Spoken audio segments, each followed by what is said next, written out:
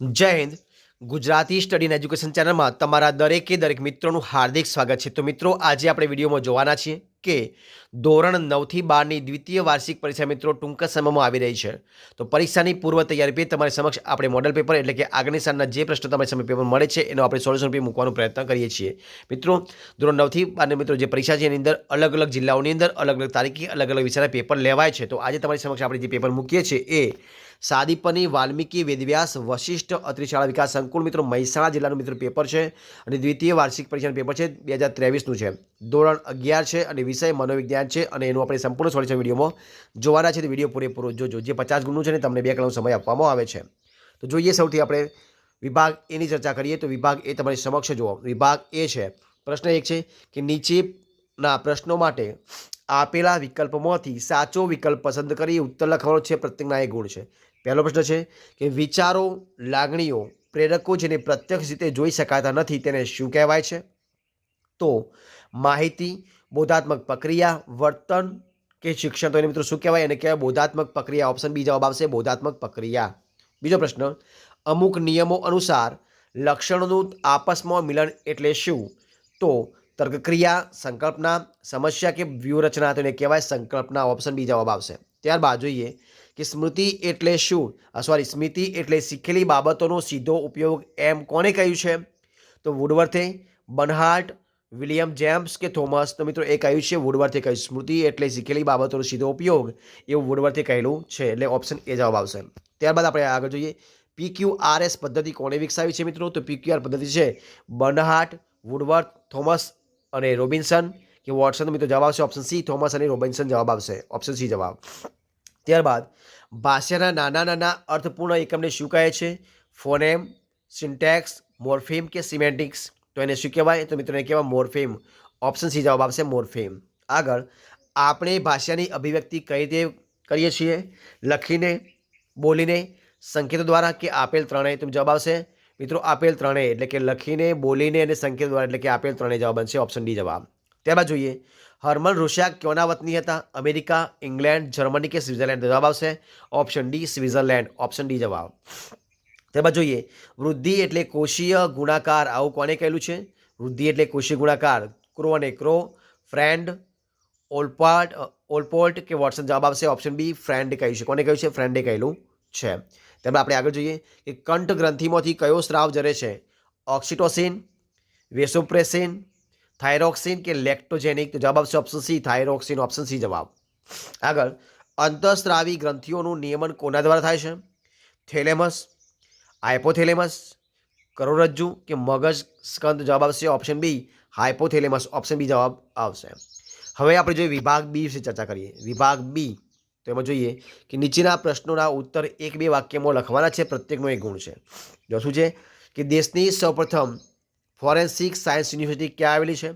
તો મિત્રો એ ક્યાં આવેલી છે? તો જોઈએ આપણે એ ક્યાં આવેલી છે. તો જોઈએ તો ગુજરાત રાજ્યના પાટનગર ગાંધીનગરમાં. ક્યાં આવેલી છે? ગુજરાત રાજ્યના પાટનગર ગાંધીનગરમાં આવેલી છે. જોઈએ પ્રશ્ન બીજો આપણે.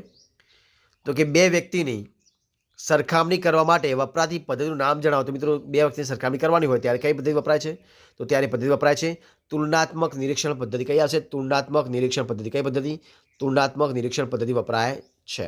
આગળ જોઈએ પ્રશ્ન આપણે આગળ કે પરિપક્વતા એટલે શું? પરિપક્વતા કોને કહેવાય? તો જોઈએ આપણે ચર્ચા કરીએ પરિપક્વતા કોને કહેવાય. તો કે આનુવંશિક લક્ષણો આપમેળે અને અનુભવની મદદ વગર ક્રમિક રીતે પ્રગટ થાય તેને પરિપક્વતા કહે છે. પરિપક્વતા એ પરિપક્વનની પ્રક્રિયાનું પરિણામ છે. વૃદ્ધિ અને વિકાસની ટોચની કક્ષા એટલે પરિપક્વતા એવું આપણે કહી શકીએ. બરોબર છે. હવે જે પ્રશ્ન આગળનો કયો છે? પ્રશ્ન 4 છે. શું છે પ્રશ્ન? તો કે મુલાકાતના પ્રકારો જણાવવાના છે. મુલાકાતના પ્રકારો જણાવવાના છે. તો આપણે જણાવવાનો પ્રયત્ન કરીએ. મુલાકાતના પ્રકારો જો કેટલા છે? તો મુલાકાતના પ્રકારો છે નંબર 1 સંચરિત મુલાકાત, અસંચરિત મુલાકાત, ઔપચારિક મુલાકાત અને અનૌપચારિક મુલાકાત. 4 પ્રકારો છે. બરોબર છે. જોઈએ પ્રશ્ન આગળ 5મા નંબરનો. તો પ્રશ્ન 5મો છે કે ભાષાની વ્યાખ્યા આપવાની છે.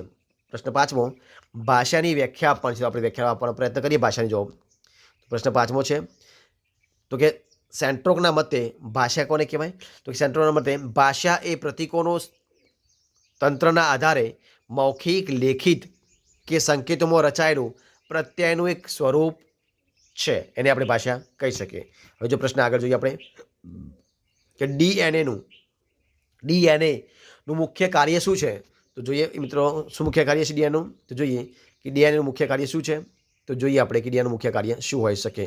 તો ડીએનએનું મુખ્ય કાર્ય પ્રોટીનનું ઉત્પાદન રાસાયણિક કરવાનું છે, અને આ પ્રોટીન શરીરની શારીરિક પ્રક્રિયાઓ અને શરીર બંધારણ, શારીરિક ક્ષમતા, બુદ્ધિ તથા અન્ય વાર્તનિક લક્ષણોનું નિયમન કરે છે.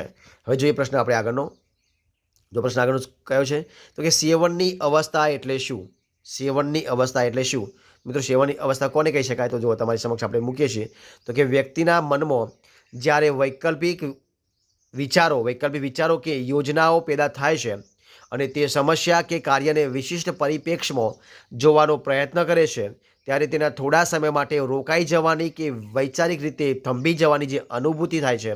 ક્યારેક આ વ્યક્તિમાં આ દિશામાં નિષ્ક્રિયતા અથવા તો અનિચ્છાની લાગણી પણ ઉત્પન્ન થાય છે, અને આ અમુક સમય માટે વ્યક્તિ તે સમસ્યા કે કાર્યને છોડી દે છે, અને આ વ્યવસ્થાને સેવનની અવસ્થા કહેવામાં આવે છે. બરોબર છે. જોઈએ પ્રશ્ન આગળ આપણે તો કે સ્મૃતિની વ્યાખ્યા આપવાની છે. સ્મૃતિની વ્યાખ્યા આપવાની છે. તો આપણે સ્મૃતિની વ્યાખ્યા આપવાનો પ્રયત્ન કરી. જો સ્મૃતિની વ્યાખ્યા આપણે આપીએ તો જો સ્મૃતિની વ્યાખ્યા કોને કહેવાય? તો તમારી સમક્ષ છે કે પહેલી વ્યાખ્યા છે કે બર્નહાર્ડ અને વિલિયમ્સ જેમ્સે આપેલી છે. તો કે સ્મરણ એટલે ભૂતકાળના અનુભવોને અર્થમય બને એ રીતે વર્તમાન પરિસ્થિતિમાં પુનઃ જાગૃત કરનારી પ્રક્રિયા, જેને સ્મૃતિ કહેવામાં આવે છે. બીજું મિત્રો આપ્યું છે હિલગાર્ડ અને એટકિન્સને. કોને આપી છે? હિલગાર્ડ અને એટકિન્સન.